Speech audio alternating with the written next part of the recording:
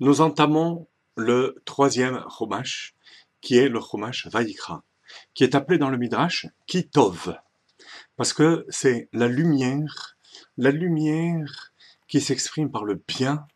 Pourquoi? Parce que ça passe par la difficulté. Comme le Tosfot dit, les Tosfot dans Masechet Brachot, qui a des difficultés particulières dans ce Chumash, vu la diversité et la difficulté aussi des sujets. Mais c'est de cette manière qu'on arrive au véritable Tov, au véritable bien. Alors, pour cela, il faut se fatiguer à chercher les détails, les questions et les réponses. Commençons par le premier mot, Vaïkra, qui s'écrit avec un petit aleph. Aleph Zeira. Pourquoi? Le Pahaneach Razin, qui est un de nos maîtres du Moyen-Âge, XIIIe siècle, Rabbi Yitzhak ben Rabbi Yehuda Halevi, nous dit que la raison de ce petit aleph, c'est Moshe Rabbeinu, qui malgré toute sa grandeur, qui s'adressait à Kadosh Baruch Hu directement, a réussi à rester petit, humble, vis-à-vis de Dieu et vis-à-vis des hommes.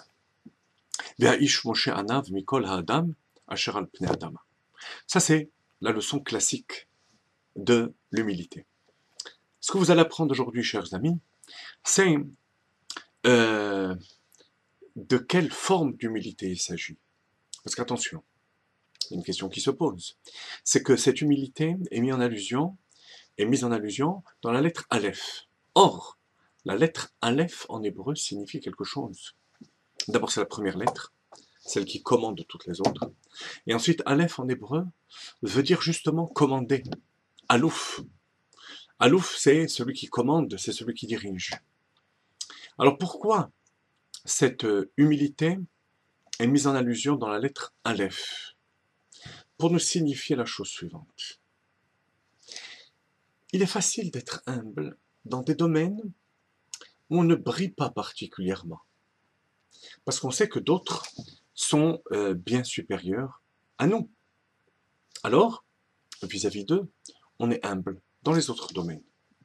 Ce qui est plus difficile, c'est d'être humble dans le domaine où on excelle.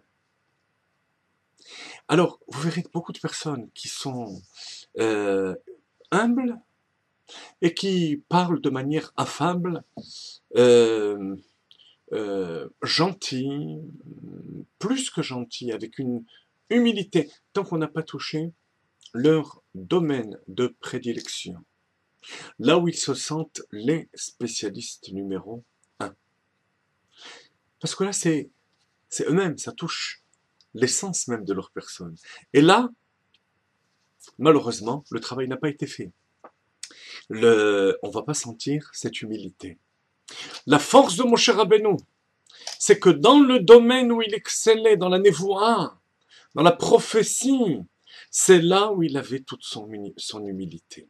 Dans le Aleph, il savait se faire petit et se sentir par rapport à Kadosh Baruch Hu rien, et par rapport aux autres hommes, s'ils avaient eu ses capacités propres et son potentiel, il serait peut-être arrivé à un niveau supérieur. Je vous donne 2 exemples pour illustrer ce principe.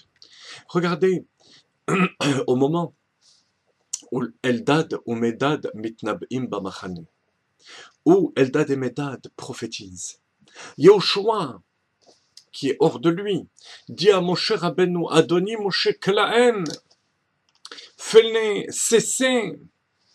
Qu'est-ce que répond Moshe Rabbeinu? Umi yiten kol am Hashem nevi'im. Mais si Dieu pouvait faire de tout le peuple des prophètes, je serais content. Vous voyez le domaine où il excelle. Moshe Rabbeinu, la névoie, c'est là où il était le plus petit. Deuxième exemple. Lorsque Myriam va médire avec une bonne intention auprès d'Aaron, qu'est-ce qu'elle va dire? Mais Gam Banu Tiber Hashem, Dieu s'est adressé aussi à nous. Elle ne s'est pas rendue compte de la dimension supérieure de Moshe Rabbeinu en névoie. Donc vous voyez que même dans ce domaine, Moshe Rabbeinu ne montrait pas de supériorité par rapport aux autres prophètes. Voilà la leçon de ce Chumash Vayikra qui fait la difficulté de ce Chumash. à travers sa diversité, comme je vous ai dit, mais aussi à travers la difficulté, en commençant par la première leçon. Savoir être humble dans le domaine où on excelle. Si on arrive à ce bitoun, à cette annulation, alors on est prêt à faire un korban, un sacrifice de notre vie et à atteindre la véritable tara, la véritable pureté.